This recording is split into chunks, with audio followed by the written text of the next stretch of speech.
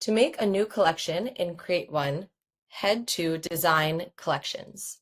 In the top right corner, I'll press New Collection. Here, I can start by giving my collection a name, and then I can give it a corresponding due date. I don't have to fill out this field, and it's just for my internal reference. Nothing will happen on this day. So I'll give it a date, and I have the ability to upload a cover image if I'd like, but if you don't, the system will default to use the cover image of one of the styles in the collection. So I'll pull in some styles and press Create. And now this Summer Chic collection exists in my collections library. Collections are flexible, so I can click into it and at any point decide that I want to add additional styles or delete styles that I originally added.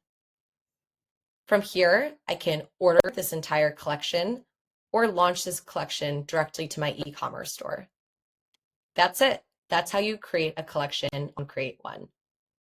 Once you have some collections built out, in the next video, we'll review all of the different options to